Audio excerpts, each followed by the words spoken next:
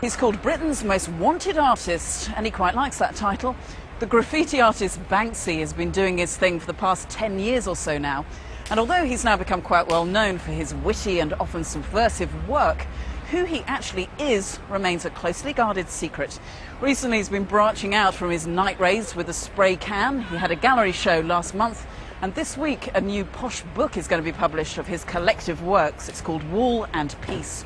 The Culture Show's Zena Sarawiwa went in search of Banksy.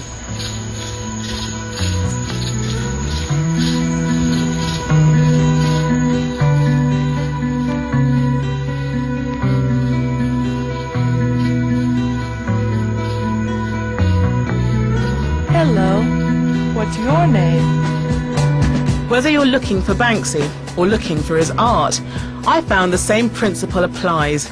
It's all about keeping your eyes peeled. So, meet Banksy. Well, actually, don't. Meet his work instead. Because this Bristol bloke's become a bit of a legend, thanks to his striking street stencils and the fact that his exact identity is top secret. Who is Banksy? What a ridiculous question. He's very elusive. Banksy initially started as one of the most infamous street artists. He's opened people's eyes to graffiti. There's almost a mythology to it. There's almost this like contemporary kind of anti-hero. And obviously there's the illegal side of things. You don't want to be getting nicked. There is that. Daubing other people's walls is a crime. Graffiti's critics, including local and national government, and groups like Keep Britain Tidy, say it blights communities and makes people feel threatened. They think Banksy's an antisocial vandal like any other. You can decide for yourself.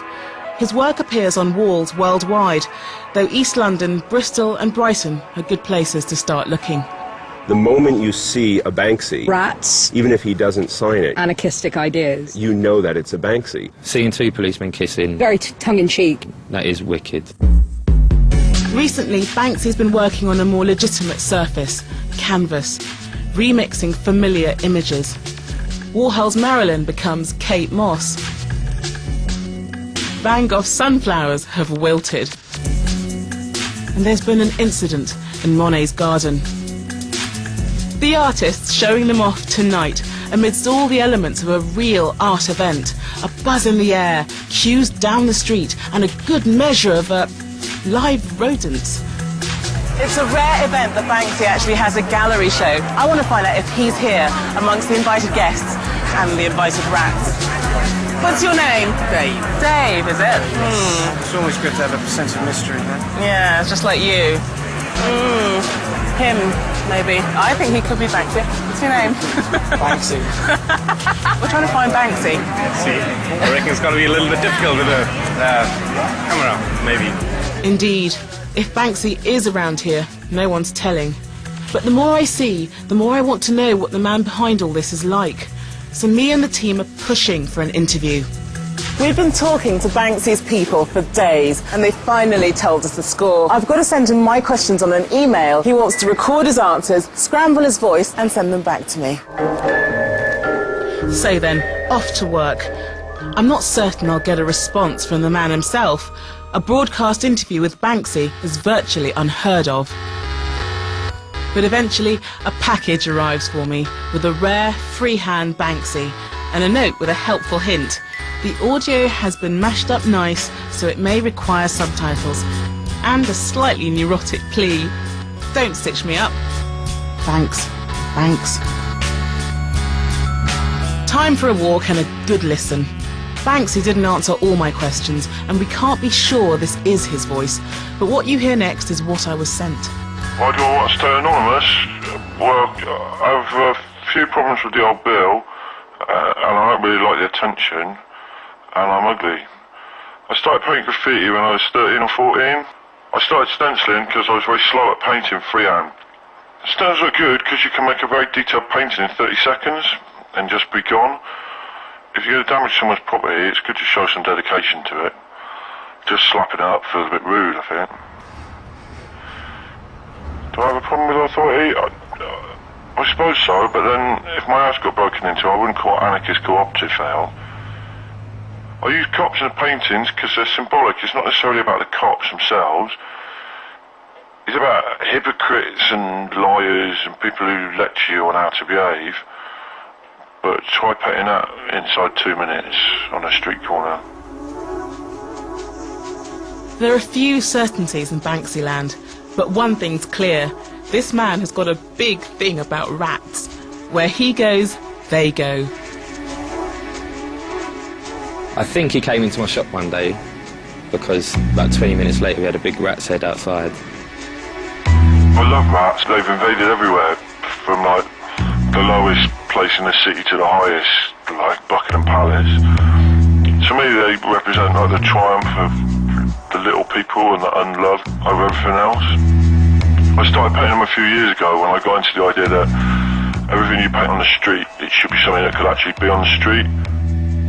But when he tires of the street, Banksy takes a trip. He's been to the zoo. And he's been to the British Museum too. He sent us this exclusive footage of his visit. Heavily disguised, he pops in and pins up a piece of his own fake prehistoric art. We got this tape with his face already blurred out, by the way. I glue my own paintings up in the galleries because I can't afford to wait for them to do it themselves. It probably looks like a stunt, but it's not meant to be a stunt, they're meant to be permanent. This summer, the excursions really developed when Banksy got busy on one of the most political surfaces in the world, the controversial separation barrier built by the Israeli government between Israel and the West Bank. He sent us this footage. I went Palestine because I'm obsessed with walls. My girlfriend, she calls herself a wall widow. I like how it takes only the smallest amount of paint to turn a ginormous wall into like a doodle pad. And I had to go to Palestine because they've got the biggest wall there is. It's also like the most ugly and inhumane thing I've ever seen in my life. But painting trips to Palestine can't be cheap. So what bankrolls Banksy? Well, his stuff's for sale from 800 quid to a reported 25 grand. His latest show sold out before it even opened. Then he does stuff like this, the artwork for Blur's Think Tank album. Banksy sells a bunch of books too, 40,000 of these self-published pamphlets. And now this, his new coffee table effort, 20 quid a pop. Banksy still stencils outside, but today his work graces more than one important private collection. And what with the posh books and the headline-grabbing shows, he's moving on. His recent exhibition is a real departure because it's so much more in line with the work of Damien Hirst and YBA's. I think he's redefining the way that creativity can exist in an urban context. And he's not waiting for a phone call from the Tate because he's beyond that. The man himself isn't so sure of anything. Being certain about things, it doesn't help.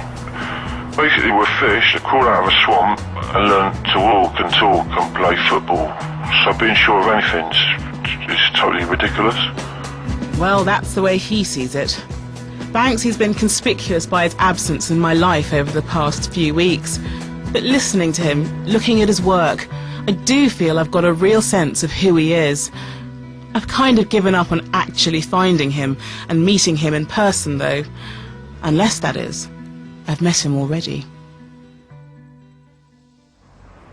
Zina Sarawiwa, not quite face-to-face with the elusive Banksy. His book, Wall and Peace, will be in the shops next week.